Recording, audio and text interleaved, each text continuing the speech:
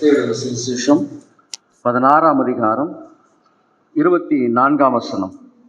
அப்பொழுது இயேசு தம்முடைய சீஷர்களை நோக்கி, ஒருவன் என்னை பின்பற்றி வர விரும்பினால் அவன் தன்னைத்தான் வெறுத்து தன் சிலுவையை எடுத்துக்கொண்டு என்னை பின்பற்ற கடவன். ஆமென். கண்களை மூடி ஜெபிக்கலாம். தகப்பனே, இந்த ஆசீர்வாதமான நல்ல ஜெப நேரத்திற்காக நாங்கள் நன்றி செலுத்துகிறோம் ராஜா. இந்த நாளிலும் உடைய பாடுகளை தியானிக்க போகிற இந்த நாட்களில் ராஜா, ஆமென் தகப்பனே, நாங்கள் என்னென்ன காரியங்களிலெல்லாம் எங்களை அப்பா தகப்பனே ஸ்தோத்திரம் சுத்திகரிக்க வேண்டும், தகப்பனை உமக்குள்ளாக கிட்டி சேரும்படியாக என்னென்ன காரியங்களை எல்லாம் ராஜா நாங்கள் களைந்து போட வேண்டுமோ இந்த காரியங்களை குறித்து எங்களுக்கு அப்பா நீர் வெளிப்படுத்துவீராக. எப்பொழுதும் ஒருவன் என்னை பின்பற்ற விரும்பினால் தன்னைத்தான் வெறுத்து என்று அப்பா நாங்கள் வாசிக்கிறோம் ராஜா. இந்த வார்த்தைக்குள்ளாக மறைந்திருக்கிறதான எல்லா விதமான மறைப்பொருளை கர்த்தர் எங்களுக்கு விளக்கி காண்பிப்பீராக. அடியனையும் தாழ்த்துகிறேன் ராஜா. ஒன்றுமில்லாதவன் வந்திருக்கிற ஒவ்வொருவரோடு கர்த்தர் பேசுவீராக. தகப்பனே ஸ்தோத்திர ராஜா, ஒவ்வொருவருடைய இருதயங்களுக்குள்ளாக இந்த வார்த்தைகள் ஊடுருவி செல்லட்டும் ராஜா.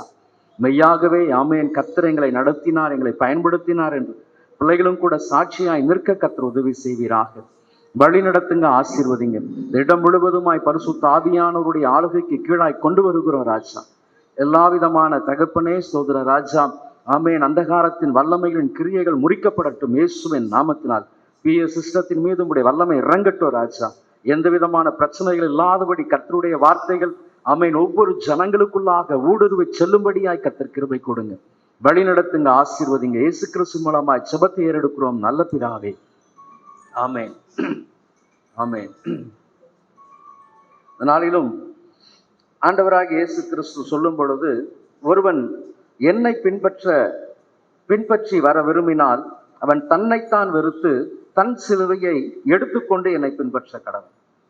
ஆண்டவராக இயேசு கிறிஸ்து இந்த வார்த்தைகளை சொல்லும் பொழுது, இந்த நாளிலும் பாடு மரணங்களை தியானிக்கக்கூடிய இந்த நாட்களில் தன்னைத்தான் வெறுத்து ஒருவன் என்னை பின்பற்ற விரும்பினால், அப்போ நம்ம கிறிஸ்துவை பின்பற்றும்படியாக அழைக்கப்பட்டிருக்கிறோம். நமக்கு மாதிரி யார் அப்படின்னு சொல்லும் பொழுது கிறிஸ்து மாதிரியா இருக்கிறார். இப்ப கிறிஸ்துவை தான் மாதிரியாக வைத்து நம் பயணத்தை தொடரும்படியாக கர்த்தர் இந்த உலகத்தில் நமக்கு ஓட்டத்தை நியமித்து கொடுத்திருக்கிறார். ஆகவேதான் தூர இடத்தில் இருந்த நம்மை அவருடைய இரத்தத்தினால் கழுவி பரிசுத்தப்படுத்தி சபைக்குள்ளாக கர்த்தர் ஒருமனப்படுத்தி இருக்கிறார்.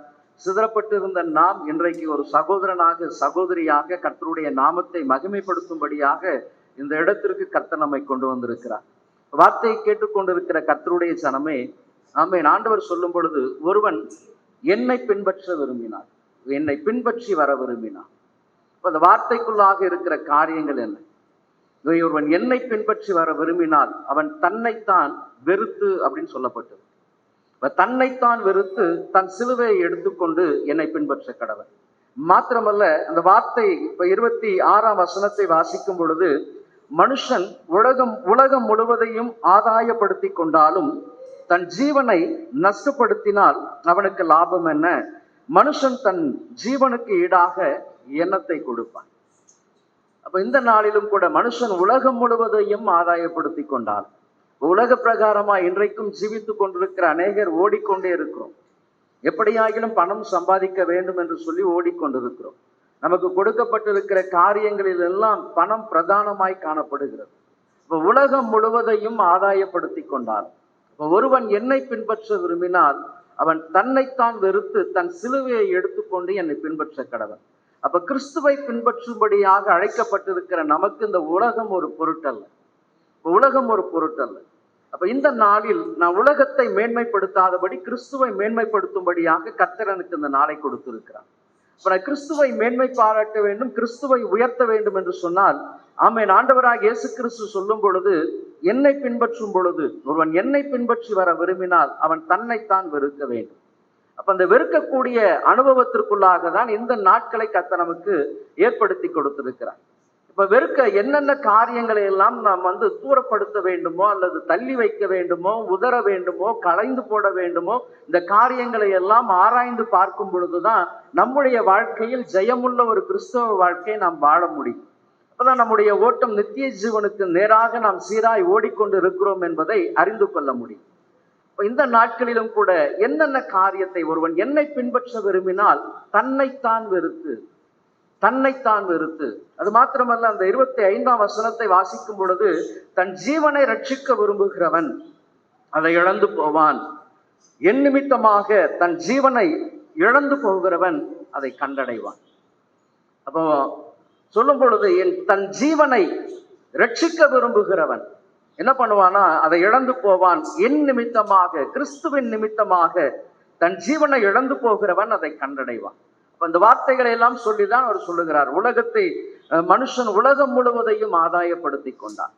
அப்ப வெறுக்கக்கூடிய அனுபவத்தில் இருக்கக்கூடியது உலகத்தின் காரியங்கள். அப்ப இந்த உலகம் அப்படின்னு சொல்லும் பொழுதே நமக்கு வேத புஸ்தகத்தில் ஒரு மனுஷனை நம் நினைவில் கொண்டு வரலாம்.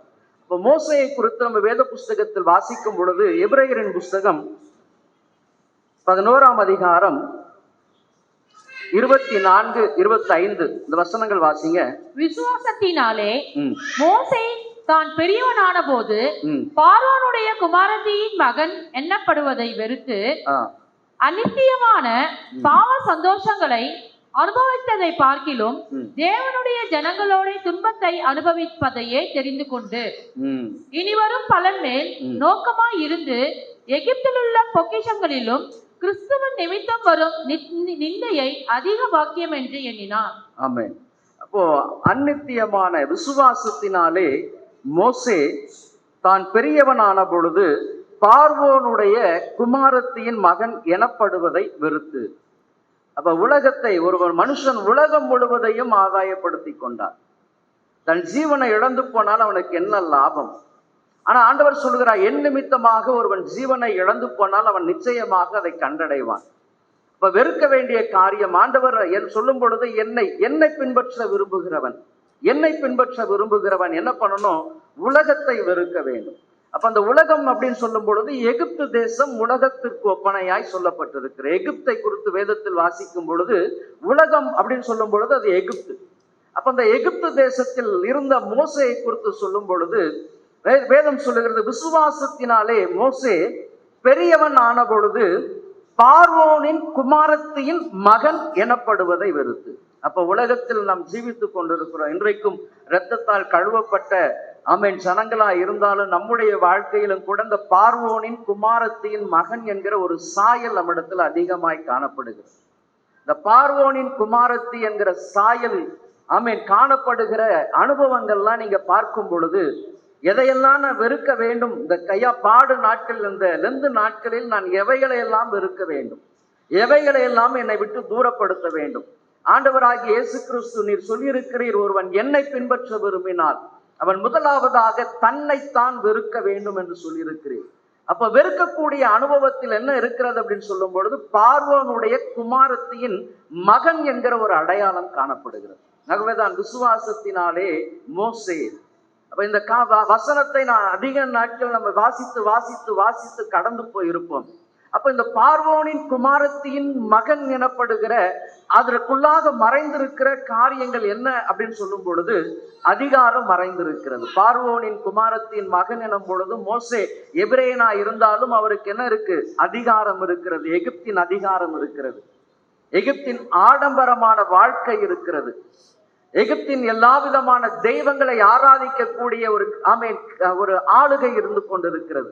அது மாத்திரமல்ல, உல்லாசமான ஒரு வாழ்க்கை இருக்கிறது. அது மாத்திரமல்ல, மோசே தன்னுடைய 40 ஆண்டு காலம் அவர் எப்படிப்பட்ட ஜீவியத்தை ஜீவித்துக் கொண்டிருந்தார். இந்த பார்வோனின் குமாரத்தின் மகன் என்கிற அடையாளத்திற்குள்ளாக தான் வாழ்ந்து கொண்டிருந்தார். அவருடைய கல்வி, அவருடைய ஆராதனை, அவருடைய ஆபரணங்கள், அவருடைய அதிகாரங்கள், அவருடைய காரியங்கள், ஞானங்கள் எல்லாமே நீங்க பார்த்தீங்க அப்படின்னு சொன்னா இதற்குள்ளாக தான் பார்வோனின் குமாரத்தின் மகன் என்கிற அடையாளம். அவர் விருத்த சேதனம் பண்ணப்பட்டவர் தான், ஆனாலும் அடையாளம் எப்படி காணப்படுகிறது? பார்வோனுடைய குமாரத்தின் மகன். அப்ப உலகத்தை ஆதாயம் பண்ணி கொண்டு தன் ஜீவனை இழந்து போனால் அவன் தன் ஜீவனுக்கு ஈடாக எதை கொடுப்பான் ஐயா? அப்ப எதை கொடுப்பான்? அப்ப பார்வோனின் குமாரத்தின் மகன் என்கிற அந்த அடையாளத்திற்குள்ளாக தான் இன்றைக்கு அநேகர் என்ன பண்ணி கொண்டிருக்கிறோம்? ஒளிந்து ஒளிந்து ஒளிந்து ஒளிந்து வாழ்ந்து கொண்டிருக்கிறோம். ஆனா இரத்தத்தால் கழுவப்பட்டு இருந்தாலும் அந்த இருதயத்தின் ஆளுகைக்குள்ளாக, ஆளுகைக்குள்ளாக என்ன காணப்படுது? இந்த பார்வோனின் குமாரத்தின் மகன் எனக்கூடிய ஆளுகை காணப்பட்டு கொண்டது. கொஞ்சம் உங்க இருதயத்தை ஆராய்ந்து பார்க்கும் பொழுது அல்லது நிதானித்து பார்க்கும் பொழுது உங்க குடும்பத்துல முதலாவதாக இந்த அதிகாரம் அப்படின்னு சொல்லும் பொழுது உங்க குடும்ப வாழ்க்கையில் நீங்க எடுத்துக்கொண்டு பாருங்க. இந்த குடும்பம், ஐயா நாங்க எங்க கூட உடன் பிறந்த எல்லாருக்கும் நாங்க தான் யாரு பெரியவர்கள். அந்த பெரியவர்கள் அப்படின்னும் பொழுது ஒரு திருமண வீட்டில் கலந்து கொள்ளும் பொழுது, உறவினர்களுடைய வீட்டில் கலந்து கொள்ளும் பொழுது, ஏதாயிலும் ஒரு நிகழ்ச்சியை கலந்து கொள்ளும் பொழுது தங்களை மேன்மைப்படுத்துவதிலேயே அதிகமான முக்கியத்துவம் கொடுத்து கொண்டே இருப்பாங்க. எங்க குடும்பம், எங்க குடும்பம், எங்க குடும்பம், எங்க குடும்பம். நீ நல்லா கவனிச்சு பாருங்க. ஐயா நாங்க எப்படிப்பட்ட குடும்பம் தெரியுமா, எப்படிப்பட்ட குடும்பம் தெரியுமா? அப்போ இந்த பார்வோனின் குமாரத்தின் மகன் என்று அழைக்கப்படுகிற மோசே இல்லையா? அப்ப இந்த பார்வோனின் குமாரத்தின் மகனுக்குள்ளாக இந்த அதிகாரம் என்று வரும் பொழுது தன்னை மேன்மைப்படுத்த அறியாதபடி மேன்மைப்படுத்துகிற ஒரு காரியம். இந்த நாவு எப்பொழுதும் பெருமையானவைகளை பேசிக் கொண்டிருக்கும். எங்க குடும்பத்தை குறித்து உங்களுக்கு தெரியுமா? அதிகாரம் எனதை கொடுக்கக்கூடியது பெருமையை கொடுக்கும். ஆமென். அரசு உத்தியோகத்தில் இருந்து ஒரு 25 வருஷம் சர்வீஸ் பண்ணிட்டு அவங்களுடைய ரிட்டையர்டு ஆகும் பொழுது அதுல இருந்து அவங்க போகும் பொழுது அவங்க மனசு எப்படி இருக்கும்? கொஞ்சம் யோசனை பண்ணி பாருங்க.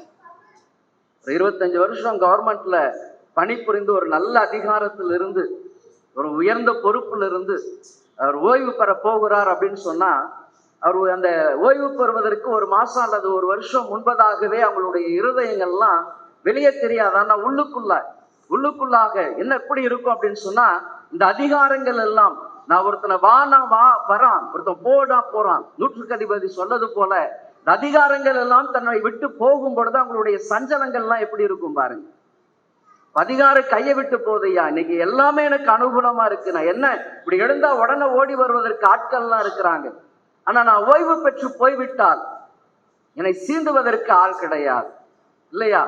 அப்போ அந்த அதிகாரம் பெருமையானவைகள். அப்ப அந்த அதிகாரத்திற்குள்ளாக இருக்கும் பொழுது அவர்கள் நடந்த நடக்கைகள், வாழ்ந்த வாழ்க்கைகள் எல்லாம் ஒரு நிமிஷம் கண்ணுக்கு முன்னாடி வந்துட்டு போகும்.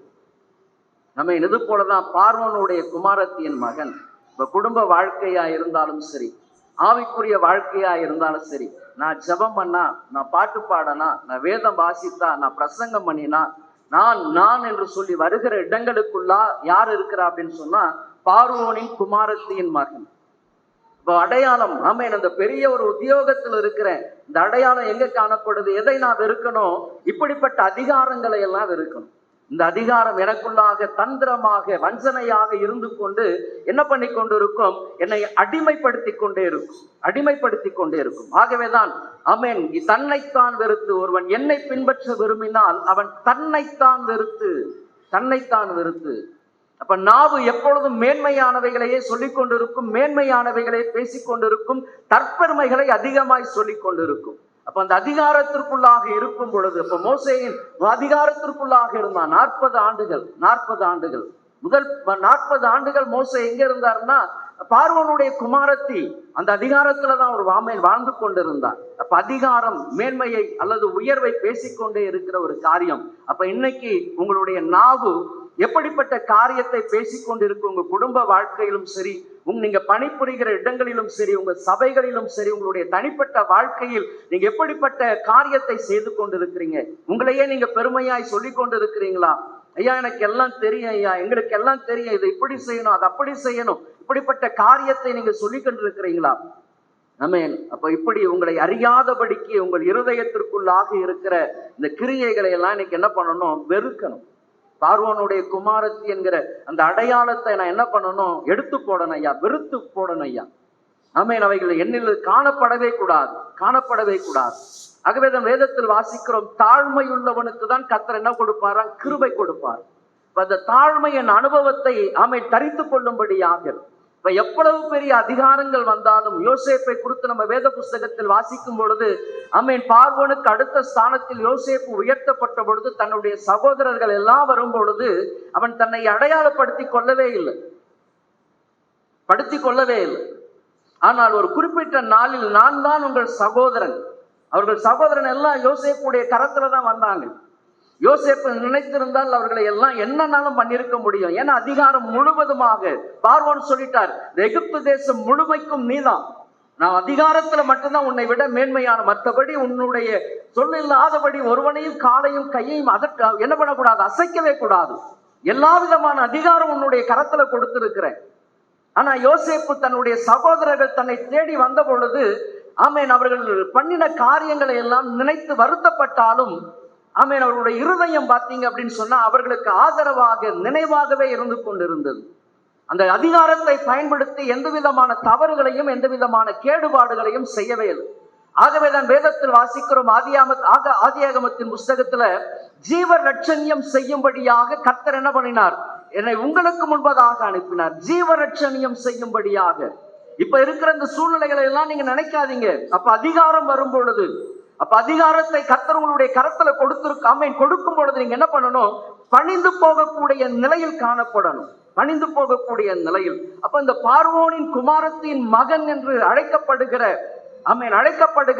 வெறுத்து எப்போ 40 ஆண்டுகள் கழித்து அப்ப இந்த நாளிலும் கூட வந்திருக்கிற கர்த்தருடைய ஜனமே, தேவ சாயலாய் சிருஷ்டிக்கப்பட்டு தேவ சாயலினால் ஆமேன் ஆண்டவராகிய இயேசு கிறிஸ்துவினால் முத்தரிக்கப்பட்ட, இரத்தத்தால் கழுவப்பட்டு பரிசுத்த ஆவியானவரால் முத்தரிக்கப்பட்டிருக்கிற கர்த்தருடைய ஜனம், உங்கள் அடையாளத்தை ஆமேன் இழந்து விடக்கூடாது.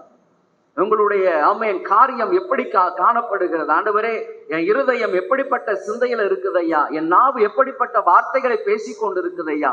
அப்ப இந்த காரியங்களை எல்லாம் இன்றைக்கு ஆராய்ந்து பாருங்க. பார்வோனுடைய குமாரத்தியின் மகன் என்பதை வெறுத்து அநித்தியமான பாவ சந்தோஷங்கள், அநித்தியமாக கொஞ்ச காலம் இருக்கக்கூடிய அந்த பாவ சந்தோஷங்களை எல்லாம் வெறுத்து என்று வேதத்தில் சொல்லப்பட்டது. அப்ப முதலாவதாக இந்த அதிகாரம், இரண்டாவதாக அதற்குள்ளாய் அடங்கி இருக்கிற காரியத்தை நீங்க வாசிக்கும் பொழுது எகிப்து தேசம் எப்படிப்பட்ட ஒரு தேசமாய் காணப்பட்டது அப்படின்னு சொல்லும் பொழுது வாசிக்கலாம். எரேமியா தீர்க்கதரிசியின் புஸ்தகம் 42ஆம் அதிகாரம் 14ஆம் வசனம். எரேமியா தீர்க்கதரிசியின் புஸ்தகம் 42ஆம் அதிகாரம் 14ஆம் வசனம். நாங்கள் யுத்தத்தை காணாததும் எக்கால சத்தத்தை கேளாததும் அப்பத்தாழ்ச்சியினால் பட்டினியாய் இராததுமான எகிப்து தேசத்துக்கே போய். ஆமென். போதும். அப்ப 3 காரியம். அந்த எகிப்து தேசம் எப்படிப்பட்டது அப்படின்னு சொல்லும் பொழுது அங்க என்ன இல்லையா, எக்கால சத்தத்தை கேளாத ஒரு தேசம். எக்கால சத்தம் கேட்கவே இல்லை அப்படின்னு சொன்னா யுத்தம் இல்லாத ஒரு தேசம். யுத்தத்தை குறித்ததான எச்சரிப்பு அந்த தேசத்துல கிடையாது. அமெரிக்கையான ஒரு தேசம். குடும்ப வாழ்க்கையில ஜபம் இல்லாத வீடு என்ன சொல்லுவாங்க, கூரை இல்லாத வீடு. அப்போ இந்த ஜப வாழ்க்கை இல்லாத ஒரு ஜீவியம், அதான் எக்கால சத்தம் இல்லாத ஒரு தேசம் எது அப்படின்னா அது எகிப்து. இரண்டாவதாக அந்த இடத்துல என்ன இல்லையா, அப்பத்தாழ்ச்சி. அப்போ யுத்தத்தை காணாத, இரண்டாவதாக எக்கால சத்தத்தை கேட்காத அல்லது அப்பத்தாட்சி இல்லாத தேசம் எது அப்படின்னு சொன்னா எகிப்து. அதே போல குதிரைகளின் குழம்புகள் சத்தம் கேளாத தேசம் எது அப்படின்னு சொன்னா அதுவும் எகிப்து தான். அப்ப யுத்தத்தையும் பார்க்க முடியல, ஜப வாழ்க்கையும் கிடையாது, வேத தியானமும் கிடையாது, எந்த விதத்திலும் ஆர்ப்பரிப்பான ஒரு ஆராதனை கிடையவே கிடையாது. எகிப்து தேசம் சுகபோகமாய் வாழக்கூடிய ஒரு தேசம். வேதம் சொல்லுகிறது, சுகபோகமாய் வாழ்கிறவன் உயிரோடு கூட செத்தவன் அப்படின்னு சொல்லப்பட்டிருக்கு. அப்ப இந்த எகிப்து தேசம் எப்படிப்பட்டதாய் காணப்படுகிறது, ஜப வாழ்க்கை இல்லை, வேத வாசிப்பு இல்லை, அனுதினமாய் கர்த்தரை ஆராதிக்கிற ஆராதனை துதிப்பாடல் எதுவுமே கிடையாதுயா, எதுவுமே கிடையாது. வீடு எப்படி இருக்கும், சண்டை சச்சரவே இல்லாம இருக்கும்.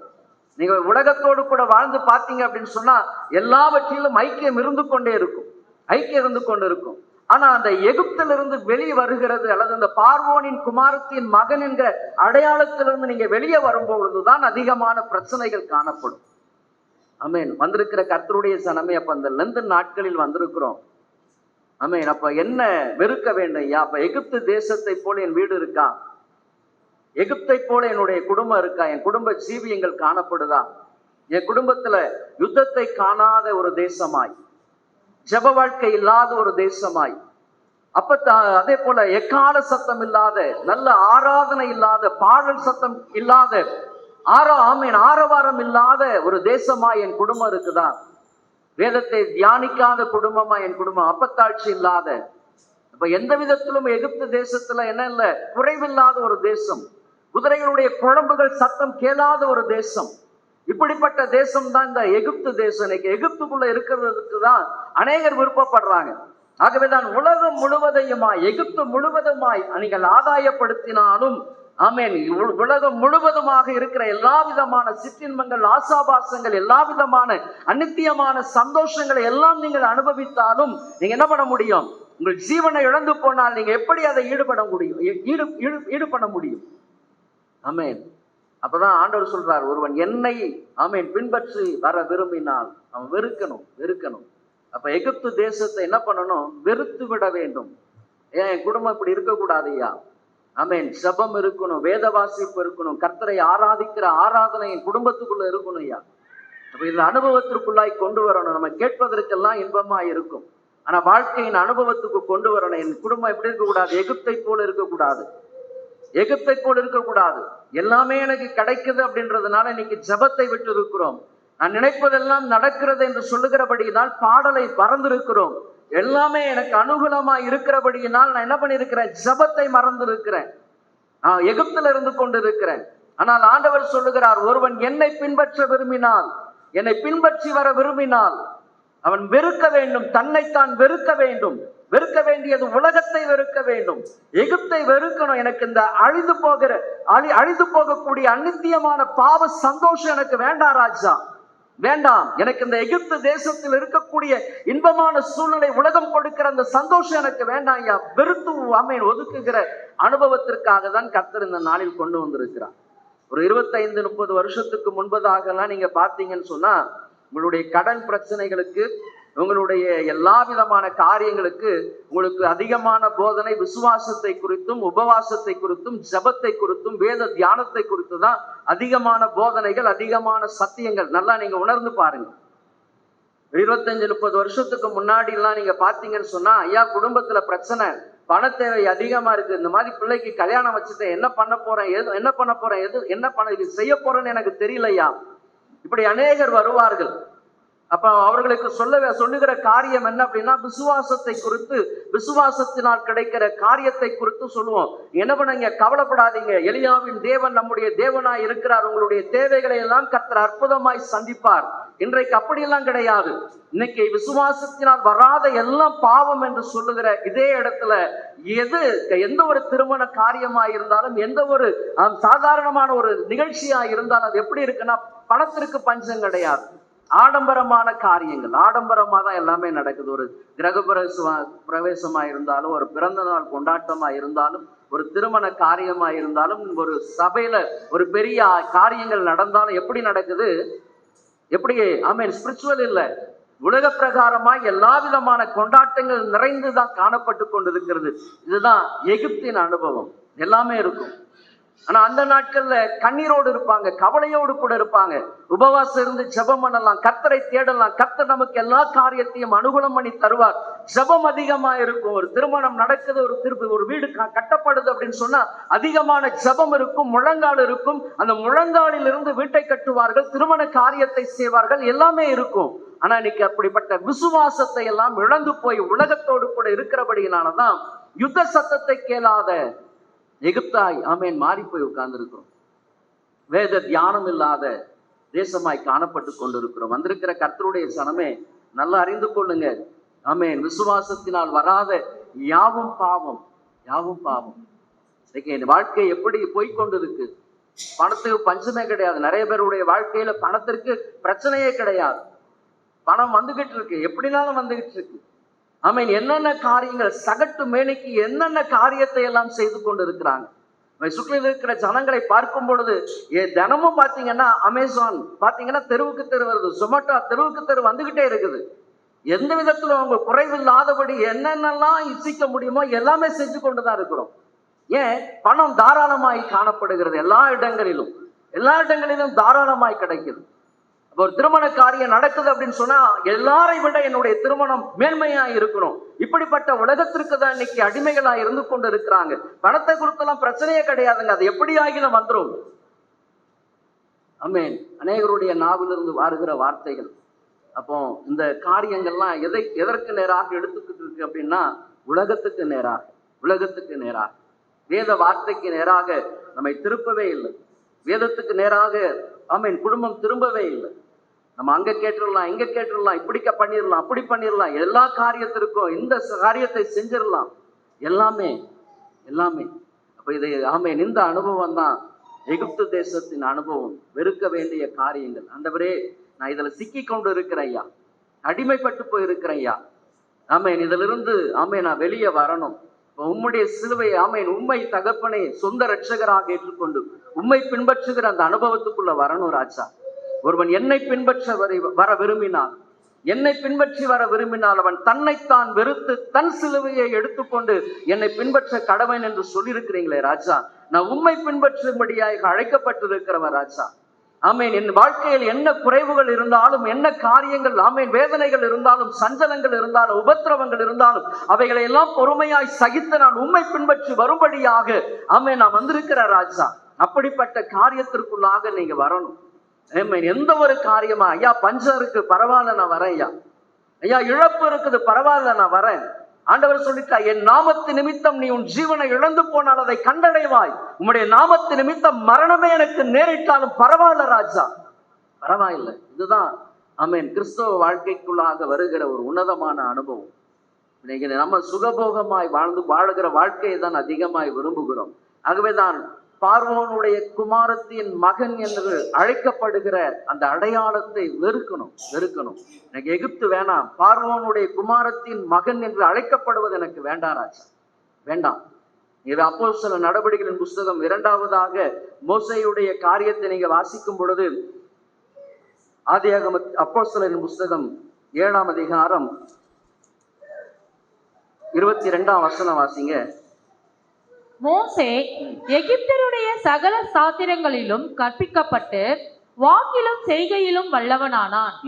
அவனுக்கு 40 வயதான போது இஸ்ரவேல் புத்திரராகிய தன்னுடைய சகோதரரை கண்டு சந்திக்கும்படி அவனுடைய இருதயத்தில் எண்ணம் உண்டாயிற்று. ஆமென். மறுபடியும் வாசிங்க அந்த வசனத்தை.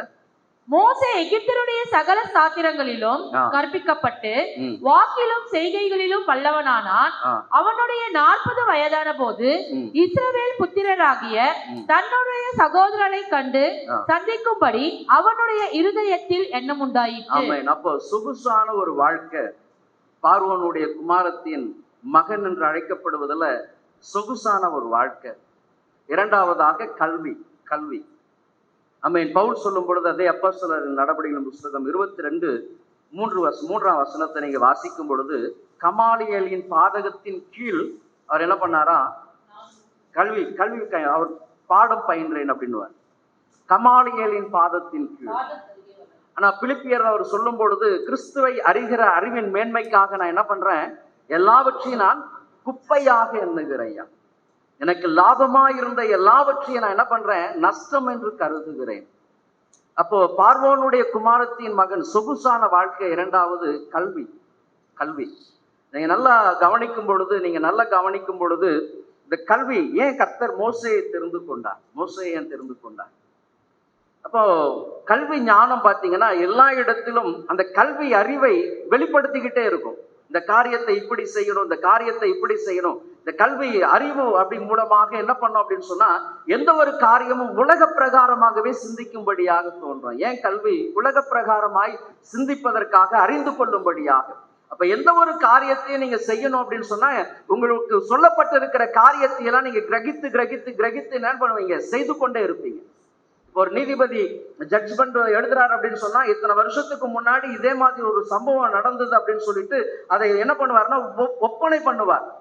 அப்ப அந்த என்ன பண்ணோம், தேடிக்கொண்டே இருக்கும். அது எங்க சொல்லப்பட்டிருக்கு, ஒரு டாக்டர் ஒருத்தர் ஆபரேஷன் பண்றாரு அப்படின்னு சொன்னா இதற்கு முன்பதாக என்ன காரியங்கள் எப்படியெல்லாம் செஞ்சிருக்கிறாங்க அதை தேடிக்கொண்டு இருப்பாங்க. அப்போ கல்வி அறிவு உலக பிரகாரமாக என்ன பண்ணோம், தேடிக்கொண்டே இருக்கும்.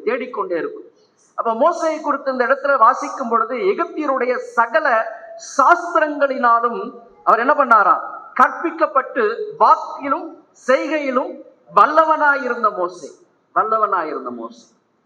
அப்ப எந்த இடத்துக்கு போனாலும் அதுதான் அவர் ஞாபகத்துக்கு வரும் இல்லையா?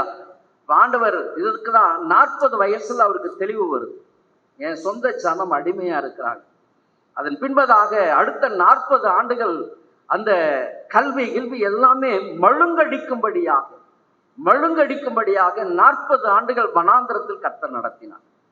வனாந்திரத்தில் அப்போ வெறுக்க வேண்டிய பார்வோனின் குமாரத்தின் மகன், அப்போ அந்த அடையாளம் கல்வி என்ன பண்ணும் அப்படின்னு சொன்னா, எல்லாவற்றையும் எந்த ஒரு காரியத்தையும் அப்படின்னு பார்க்கும் பொழுது ஆராய்ந்து பார்க்கும். இது என்ன பண்ணும் அப்படின்னு சொன்னா, தேவனுடைய மகிமையை மட்டுப்படுத்தி கொண்டே இருக்கும். இன்னைக்கு விஞ்ஞானம் பெருகும் பொழுது, அறிவியல் அதிகமாய் பெருகி கொண்டு இருக்குது. ஒரு பக்கம் மெடிக்கல் லைன்ல பாத்தீங்கன்னா ரொம்ப ஃபாஸ்டான மூவ்மெண்ட்லாம் இருக்கு. இப்படிப்பட்ட காரியங்கள் வேகமாய் பரவ இதெல்லாம் என்ன காரியம் அப்படின்னு சொன்னா, ஆண்டவருடைய அற்புதங்களையும் அடையாளங்களையும் இதை என்ன பண்ணும் அப்படின்னு சொன்னா மட்டுப்படுத்தும். விசுவாசி ஊழியக்காரர்களை என்ன பண்ண மாட்டாங்க, ஒரு சில அற்புதங்கள் ஒரு சில காரியங்களை என்ன பண்ண மாட்டாங்க, நம்ப மாட்டாங்க. வேத வார்த்தைகள் எல்லாமே எப்படி மாறும் அப்படின்னு சொன்னா, அவர்களுக்கு ஒரு வார்த்தையாய் இருக்குமே தவிர அதில் இருக்கிற அந்த ஜீவனை அவர்கள் அறிந்து கொள்ளவே மாட்டாங்க. வேத புஸ்தகம் கையில இருக்கும், ஆனா என்ன பண்ண மாட்டாங்க, உலக பிரகாரமாய் அவர்கள் கற்ற அந்த கல்விக்கு தான் மிக முக்கியம் கொடுப்பாங்க.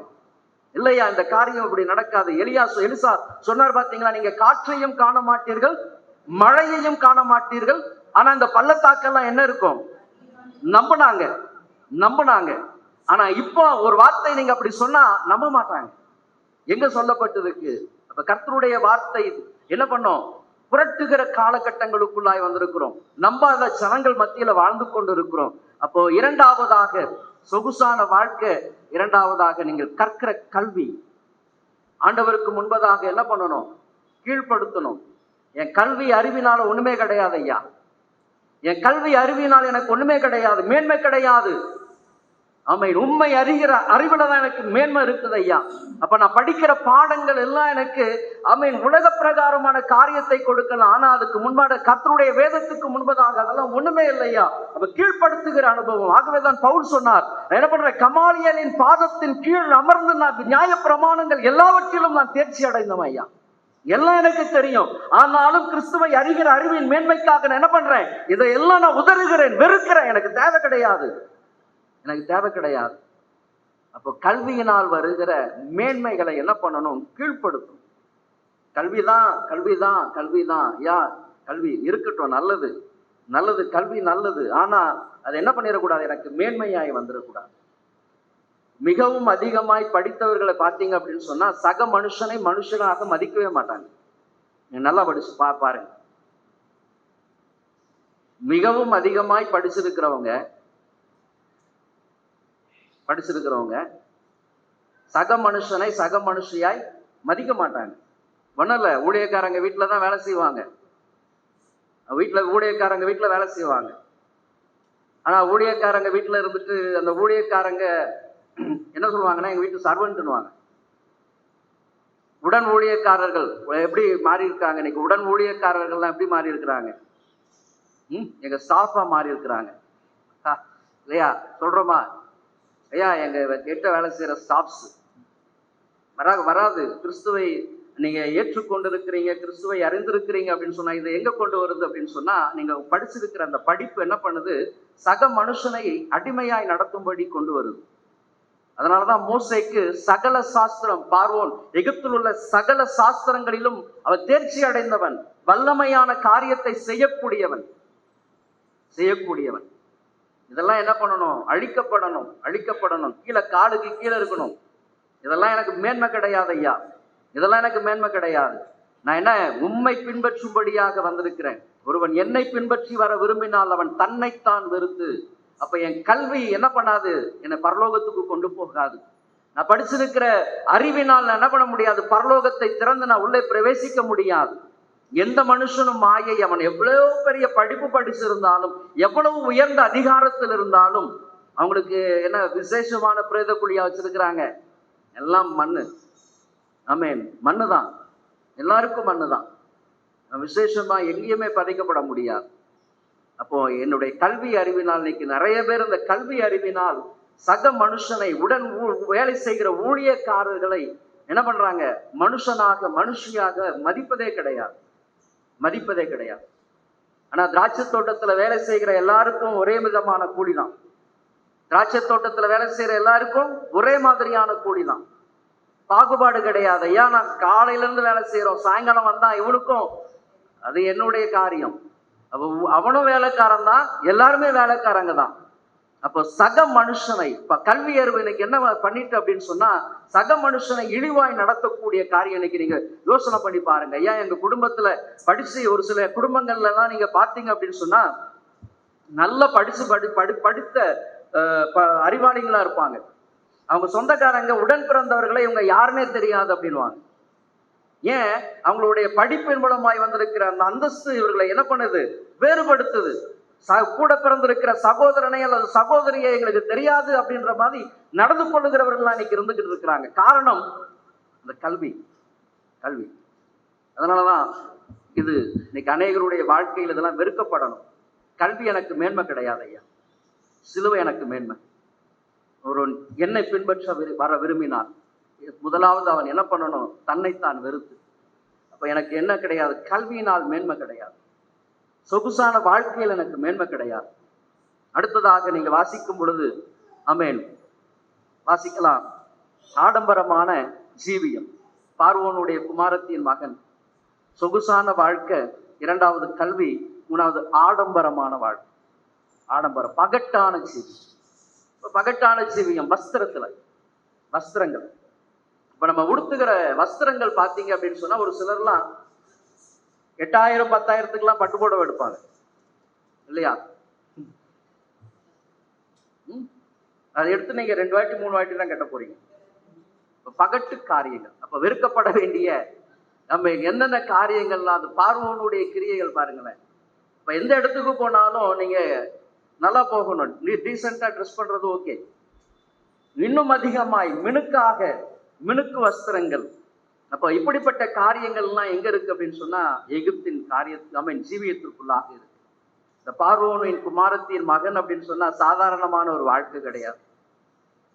அதிகாரம் நிறைந்த ஒரு வாழ்க்கை, உல்லாசமான வாழ்க்கை, விரும்பினது எல்லாவற்றையும் பெற்றுக்கொள்ளக்கூடிய ஒரு வாழ்க்கை, மேன்மையான கல்வி, உயர்ந்த காரியங்கள் எல்லாமே உள்ளடக்கினதுதான் பார்வோனுடைய குமாரத்தின் மகன் மோசே. எபிரேயன் தான், ஆனாலும் வளர்ந்த விதம் பார்வோனுடைய குமாரத்தி.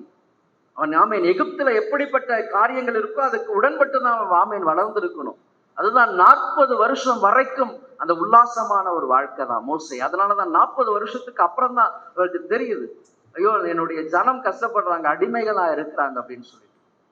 அப்போ வந்திருக்கிற கர்த்தருடைய ஜனமே, இன்னைக்கு உங்க வாழ்க்கையை கொஞ்சம் சீர்தூக்கி பாருங்க.